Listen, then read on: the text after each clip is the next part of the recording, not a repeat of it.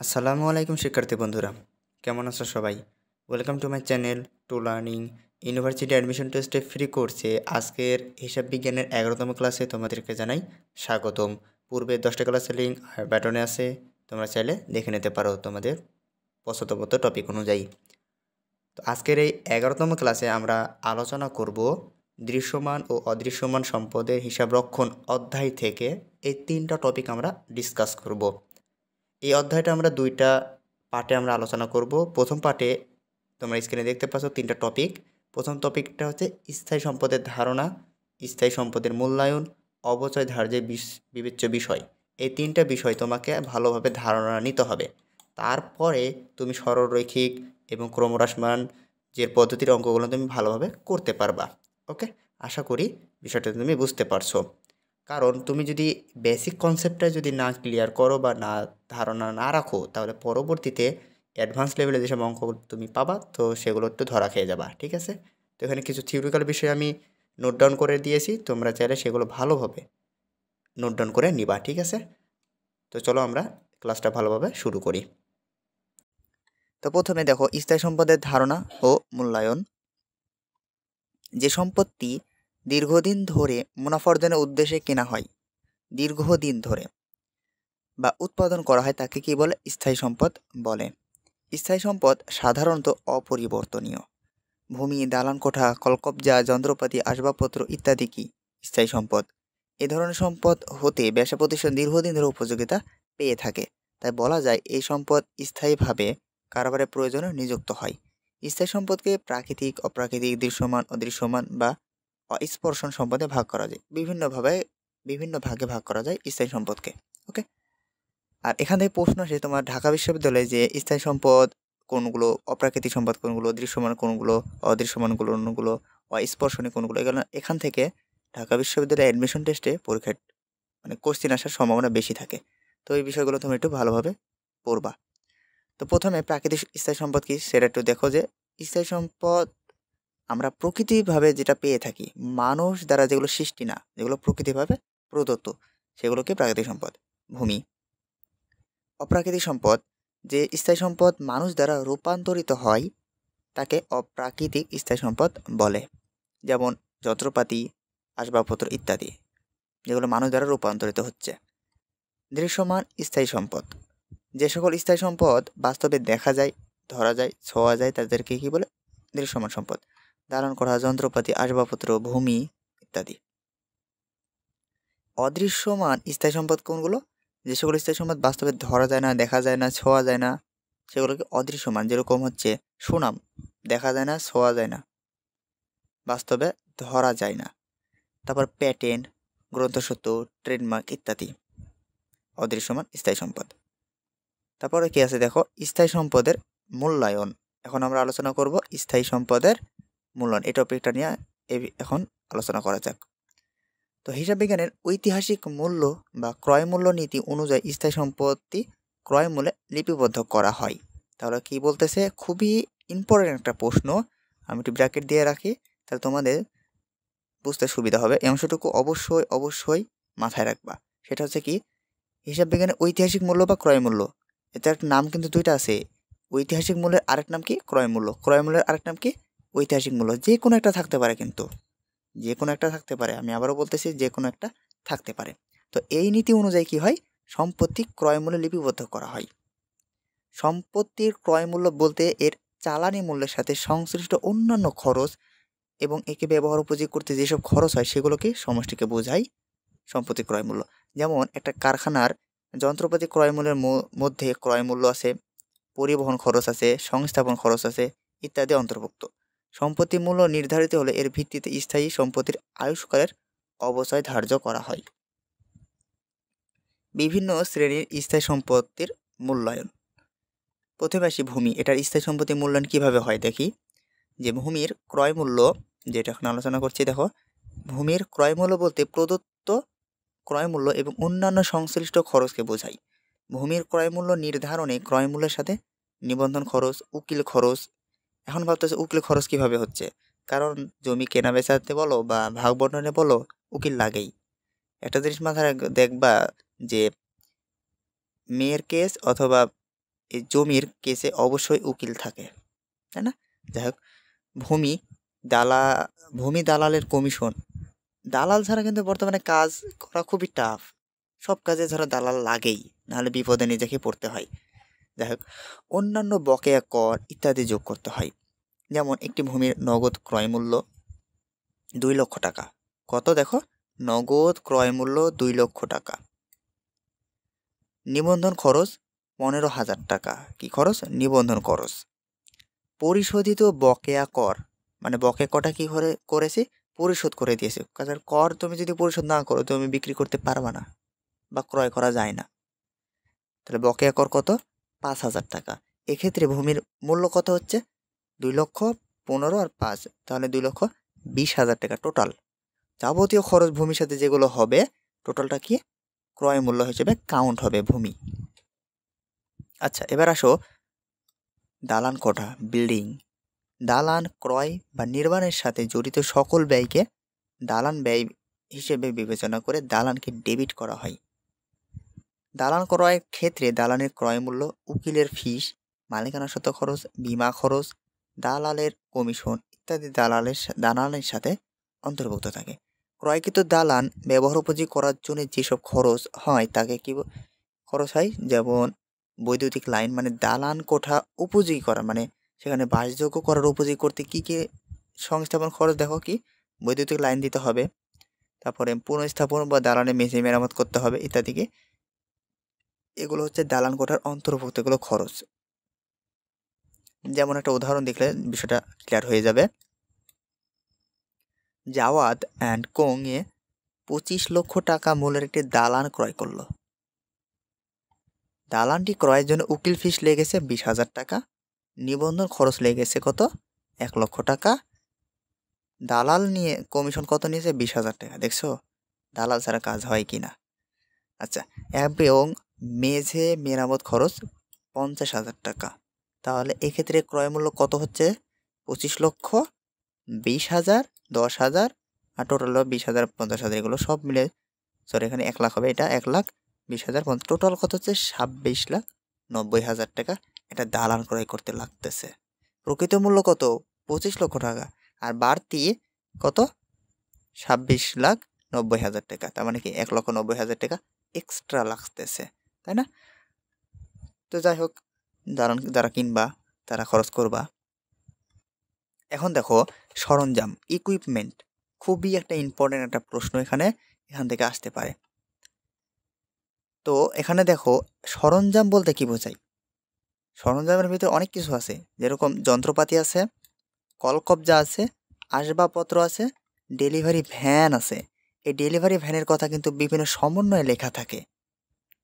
তারপর অফিস সরঞ্জাম লেখা থাকে, কিন্তু বেশিরভাগ ডেলিভারি ভ্যানই অঙ্কে দেওয়া থাকে, যে ডেলিভারি ভ্যান 20,000 টাকা, এরকম কিছু লেখা থাকে। ওকে, ইত্যাদি স্থায়ী সম্পদকে বোঝায়। এগুলো কি সকল সরঞ্জাম, এগুলো কি সরঞ্জাম। সরঞ্জাম ব্যয় বলতে ক্রয় মূল্য, জাহাজ ভাড়া অথবা যানবাহন ভাড়া, বীমা খরচ, আমদানি শুল্ক, বিক্রয় কর, সংস্থাপন ব্যয়, ব্যবহার উপযোগী যাচাইকরণ খরচ ইত্যাদি সমষ্টিকে বোঝায়। সরঞ্জাম একটি অবচয়যোগ্য সম্পত্তি, খুবই একটা ইম্পর্টেন্ট একটা নৈবিত্তিক এখানে, যে সরঞ্জাম একটি কি অবচয়যোগ্য সম্পত্তি। তাহলে মোটর গাড়ির লাইসেন্স ফি এবং দুর্ঘটনাজনিত বীমা খরচ সরঞ্জাম খরচের অন্তর্ভুক্ত হবে না। এগুলোকে কালীন খরচ হিসেবে বিবেচনা করা হয়। যদি প্রশ্ন থাকে যে মোটর গাড়ির লাইসেন্স ফি, দুর্ঘটনাজনিত বীমা খরচ, এগুলো কি সরঞ্জাম খরচের অন্তর্ভুক্ত হবে না, এই কথাটুকু অবশ্যই স্ক্রিনশট দিয়ে নাও, এই অংশটুকু। ওকে, তাহলে তোমাদের নৈবিত্তিক যদি আসে তাহলে এখান থেকে উত্তর দিতে পারবা। আচ্ছা, তো একটা উদাহরণ দেখো, এই উদাহরণটা তোমরা একটু স্ক্রিনশট দিয়ে করে নিতে পারো। আচ্ছা, এটা আমি বলে দিচ্ছি। দেখো যে নিগার ট্রেডার্সের 4 লক্ষ টাকা একটা মূল্যের একটি কারখানা যন্ত্রপাতি ক্রয় করেন। যন্ত্রপাতি সংক্রান্ত খরচগুলো হলো বিক্রয় কর আছে, বীমা খরচ আছে, সংস্থাপন খরচ এবং ব্যবহার উপযোগী পরীক্ষা খরচ কত আছে ইত্যাদি। 30,000 টাকা আছে, 20,000, 25,000। এখন টোটাল কত ক্রয় মূল্য কত হচ্ছে? দেখো 4 লক্ষ টাকা আছে না ক্রয় মূল্য। আচ্ছা, বিক্রয় কর 20,000 টাকা আছে, তারপরে বীমা খরচ আছে 15, সংস্থাপন ও পরীক্ষার খরচ কত আছে? 30,000 টাকা, তাই না? তাহলে এখানে টোটাল কত হচ্ছে? 4,65,000 টাকা। তাহলে তুমি যখন জাবেদা দিবা তখন কি করবা? কারখানার যন্ত্রপাতি হিসাব ডেবিট 4,65,000 আর নগদান হিসাব ক্রেডিট 4,65,000 টাকা। এখানে কারখানা লেখার প্রয়োজন নাই, বেশিরভাগ কারখানা লেখার দরকার লাগে না, শুধুমাত্র যন্ত্রপাতি হিসাব দিলেই হয়ে যায়। ওকে, তুমি কারখানা না দিলেও চলবে। তার কারখানা যন্ত্রপাতি ব্যয় হিসাবভুক্ত করা হলো, ব্যাখ্যা দেওয়া হয়ে গেছে। তো এখন আমরা কিছু নৈবেতিক দেখব। এই নৈবেতিকের অ্যান্সার তোমরা কমেন্টে জানাই দেবা। 1 নম্বর দিয়ে কোন উত্তরটা হচ্ছে তুমি লিখবা যে 1 এরকম দিয়ে উত্তরটা এখানে লিখে দেবা। যদি ক হয় ক দিবা, খ হলে খ দিবা, আর 2 হলে ওরকমভাবে 2 দিবা, 2 দিয়ে এখানে অ্যান্সারটা দিয়ে দিবা ব্র্যাকেট দিয়ে। তারপর 3 হলে 3 নম্বরটা অ্যান্সারটা দিয়ে দিবা কমেন্টে সুন্দরভাবে।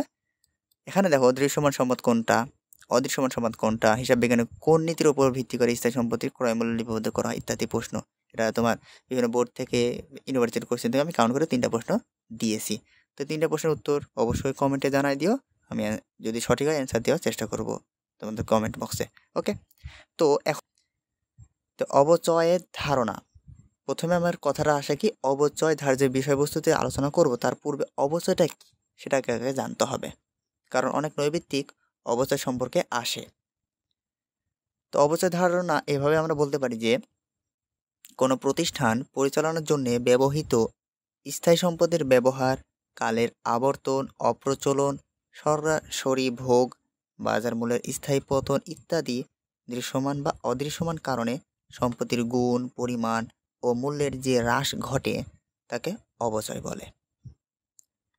সহজ কথায় বলা যায় যে কোনো স্থায়ী সম্পত্তির মূল্যের হ্রাস, স্থায়ী মূল্য যেটা ক্রয় মূল্য থেকে অর্থাৎ যদি মূল্য যদি হ্রাস কমে যায় সেটা হচ্ছে অবচয় হিসেবে কাউন্ট হয়।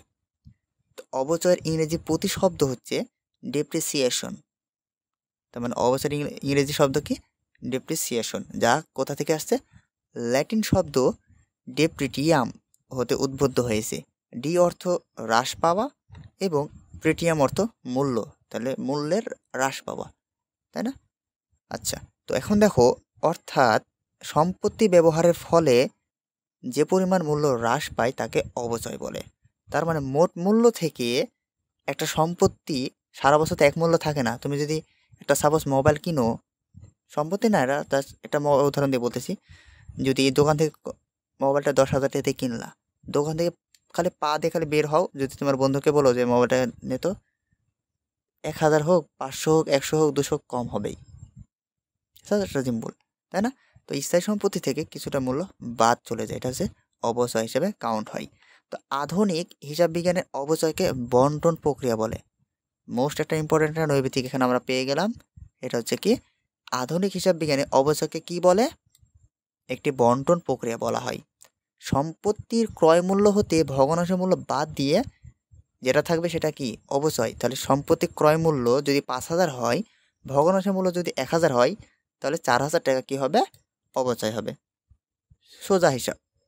এখন আমরা দেখব একটা অঙ্ক দিয়ে, যেটা হচ্ছে কি, দেখো যে যেমন কোনো প্রতিষ্ঠান 5 লক্ষ টাকা মূল্যের একটি মেশিন ক্রয় করলো। সাপোজ তোমার একটা প্রতিষ্ঠান 5 লক্ষ টাকার মেশিন ক্রয় করলা, যার কার্যক্ষমতা হচ্ছে 20 বছরে শেষ হবে।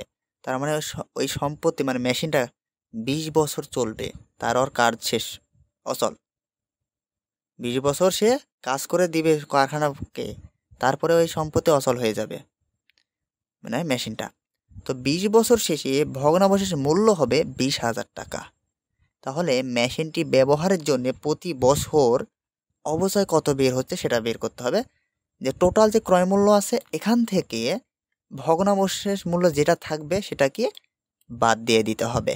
বাদ দেওয়ার পরে যেহেতু এখানে 20 বছর কথা বলেছে, তো 20 বছর অবচয় তো আমরা বের করব না, আমরা 1 বছরের অবচয় বের করব। তার জন্য 20 দিয়ে ভাগ দিলেই আমাদের কত হচ্ছে, 24,000 টাকা ব্যয় ধরা হবে, যা অবচয় নামে অভিহিত। আর 20 বছর যদি একসাথেও যদি বের করতে চাও, তাহলে 24,000 গুণ 20 গুণ করে দিলে যেটা হবে টোটাল 20 বছরের অবচয়। ওকে, বিষয়টা ক্লিয়ার। এখন আমরা কি শিখব, কি দেখব, সেটা হচ্ছে অবচয় ধার্যের বিবেচ্য বিষয়সমূহ এখন আমরা আলোচনা করব। তো এখানে দেখো, অবচয় নির্ধারণে বিবেচ্য বিষয়সমূহ কি কি আছে, মানে তুমি যখন অবচয় নির্ণয় করবা বা নির্ধারণ করবা, তখন কোন কোন বিষয় তুমি বিবেচ্য বা মাথায় আনবা সেটা এখন দেখে নেওয়া যাক। সঠিকভাবে কি অবচয় নির্ণয় করা কিন্তু খুব কঠিন। অনেকগুলো আপেক্ষিক বিষয়ের উপর অবচয় নির্ভর করে। সেগুলো কি সঠিক না হলে অবচয় সঠিক হতে পারে না। যে সকল বিষয়ের উপর ভিত্তি করে অবচয় নির্ণয় করা হয় তা নিচে দেওয়া হলো। কোন কোন ভিত্তিতে? প্রথমে আসি, সম্পত্তি ক্রয় মূল্যের উপর ভিত্তি করে অবচয় নির্ণয় করা হয়। যে দেখো, সম্পত্তি ক্রয় করে যে পরিমাণ অর্থ প্রদান করতে হয় তা অবচয় ধার্যের জন্য ভিত্তি হিসেবে ধরতে হয়। যেমন সম্পত্তির নিট ক্রয় মূল্য, পরিবহন খরচ, আমদানি শুল্ক, পরিবহনকালে বীমা খরচ, স্থাপনা খরচ ইত্যাদি সমষ্টি সম্পত্তির ক্রয় মূল্য।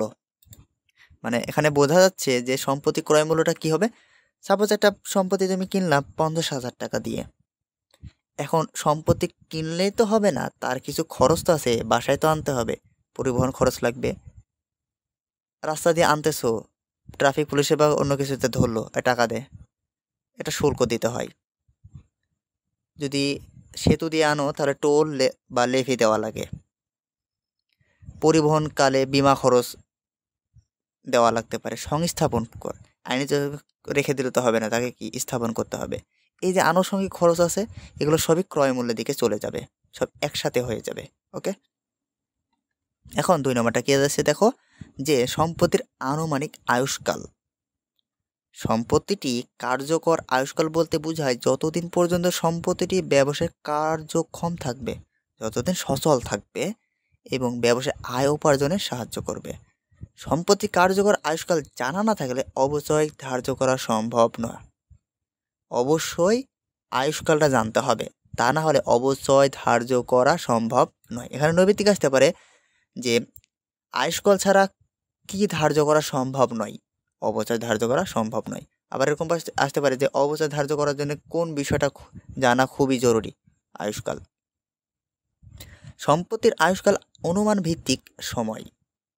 একটি সম্পত্তির কার্যকর আয়ুষ্কাল নির্ধারণের সময় নিম্নলিখিত বিষয়গুলো বিবেচনা আনতে হয়। সেগুলো কি? অনুরূপ সম্পত্তি সম্পর্কে অতীত অভিজ্ঞতা, সম্পত্তির বর্তমান অবস্থা, ব্যবসা প্রতিষ্ঠানের মেরামত ও রক্ষণাবেক্ষণ নীতি, বর্তমান প্রযুক্তি, শ্রমিকের দক্ষতা, দৈনিক ব্যবহার, স্থানীয় ব্যবস্থা ইত্যাদি, যেমন আবহাওয়া। এখন 3 নম্বর দেখো, সম্পত্তির ভগ্নাবশেষ মূল্য। আমাদের এগুলো দরকার নাই যে নিম্নলিখিত বিষয় বিবেচনা আনতে হয়, এগুলো অতটা দরকার আমাদের নেই, এগুলো জাস্ট দেওয়া হয়েছে। কিন্তু আয়ুষ্কাল দেওয়া থাকতে পারে, আর না থাকলে বের করতে হয়, বের করার কিছু নিয়ম। এখন আমরা দেখব সম্পত্তির ভগ্নাবশেষ মূল্য। সম্পত্তির আয়ুষ্কাল শেষে যে মূল্য সম্পত্তিটিকে বিক্রয় করা যাবে তাই ভগ্নাবশেষ মূল্য। মানে সম্পত্তির আয়ুষ্কাল যখন শেষ হয়ে যাবে তখন সম্পত্তির একটা বিক্রয় করা যাবে এরকম একটা মূল্য থাকে, সেটা হচ্ছে ভগ্নাবশেষ মূল্য। এটি আনুমানিক মূল্য, এটা আনুমান হিসেবে ধরা হয় এবং এটি অবচয় নির্ধারণের সময় অবশ্যই বিবেচনা করতে হয়। এখন আমাদের কি আছে? অবচয়যোগ্য ব্যয়। সম্পত্তির ব্যয় হতে ভগ্নাবশেষ মূল্য বাদ দিলে যা থাকে তাই অবচয়যোগ্য ব্যয়। অবচয়যোগ্য ব্যয় অবশ্যই সম্পত্তি কার্যকর জীবনকালের মধ্যে বন্টন করতে হয়। ওকে, তো এই হচ্ছে তোমাদের অবচয়, মানে যে বিষয়টা আছে, যে বিবেচ্য বিষয়গুলো, এটুকু জানতে পারলেই নৈমিত্তিক এজন্য ক্লিয়ার হয়ে যাবে।